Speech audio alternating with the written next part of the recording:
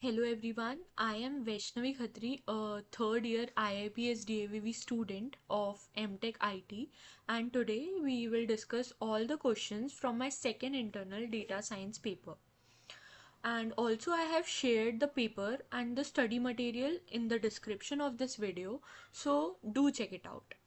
So let's start. So first question is, in Bayes theorem, P of A upon B is equals to.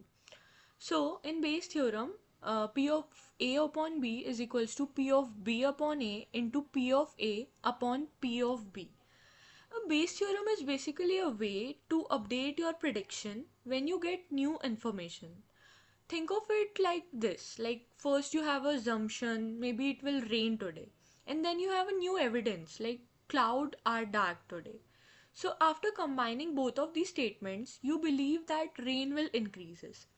So Bayes theorem basically answers this, that B has already been happened and what is the chance that A is true. It basically helps in spam detection, medical diagnosis and many everyday decisions.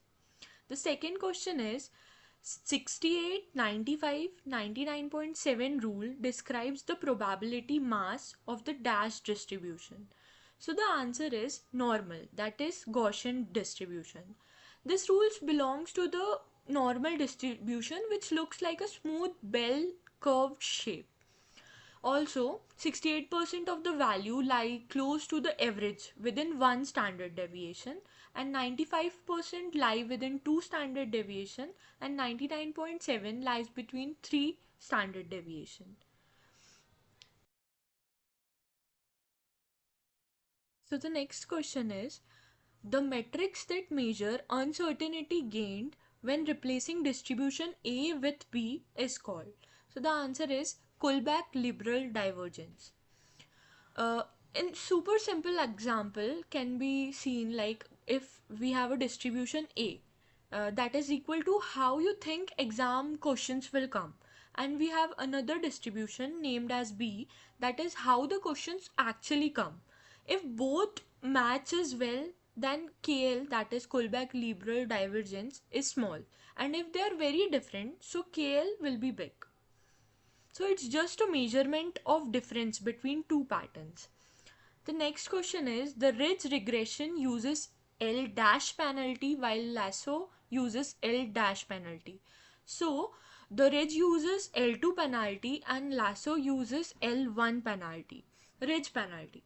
So it reduces the effect of features slowly. Think of it as gently controlling values so that model doesn't overreact. And lasso penalty, that is L1, so it can reduce some features like weights to exactly 0. This means that the model automatically selects only the important inputs.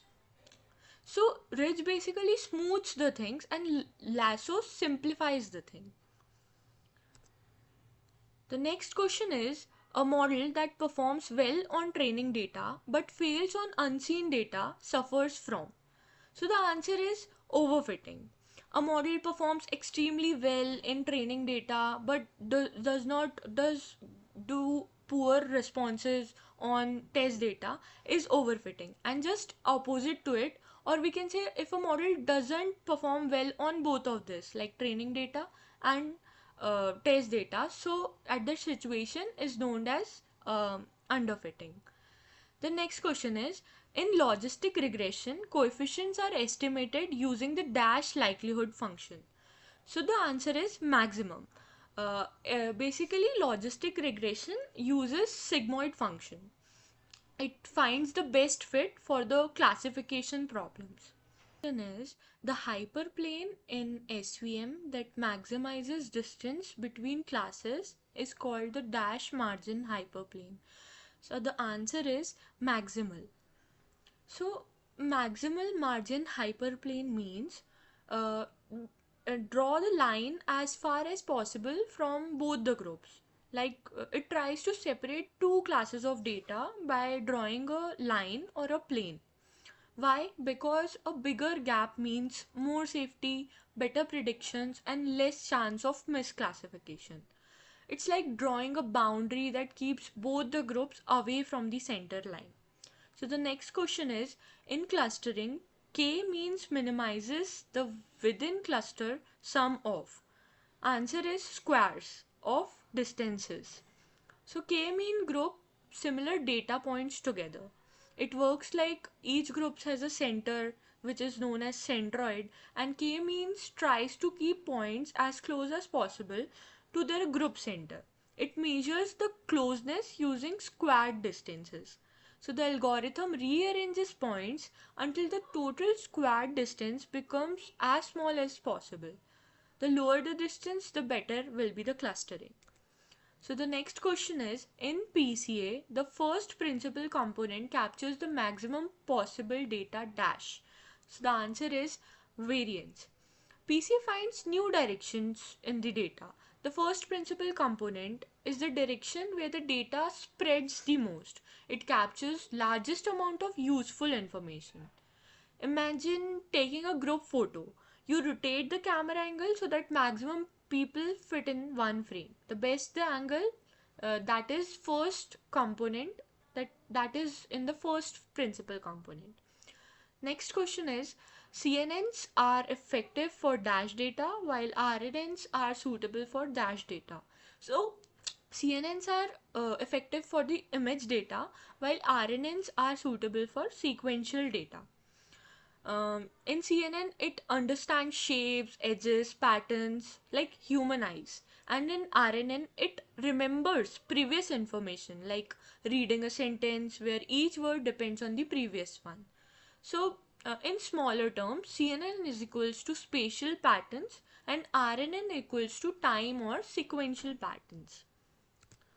Next, in TensorFlow, the structure representing operations and dependencies is called computational dash. So the answer is graph. In this, each node is equals to an operation like add or multiply, and each arrow is equals to a flow of data. This graph tells the system how to compute the results step by step. It's like giving a recipe to the computer. Next question is, Hadoop's fault tolerant distributed storage system is called dash. So it is called HDFS. HDFS basically stores big files by breaking them into blocks and keeping copies on different computers, and its full form is Hadoop Distributed File System. So the next question is, SQL queries combining rows from multiple tables uses dash clause. So it uses join clause. A join helps us to combine data from multiple tables. Let us understand by using an example. Like if we have first table which consists of student information and we have another table which consists of student marks. So using join, we can see name plus marks together. So this basically brings related data together based on some common column. Next question is, Python collection ensuring unique elements is called set. So a set is a data structure that only stores unique values. So let's consider a set of the components like 1, 1 and 2. So it becomes 1 and 2 directly.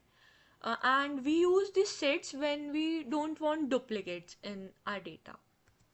The next question is bootstrapping samples dash replacement.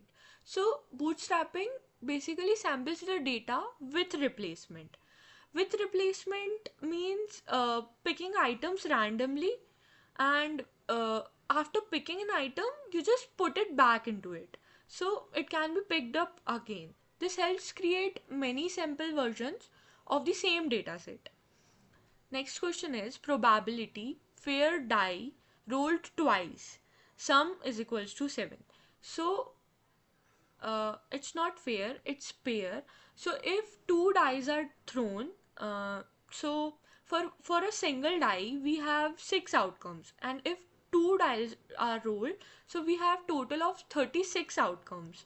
And the outcomes in which the sum will be 7 are 1 plus 6, 2 plus 5, 3 plus 4, and vice versa, like 4 plus 3, 5 plus 2 and 6 plus 1.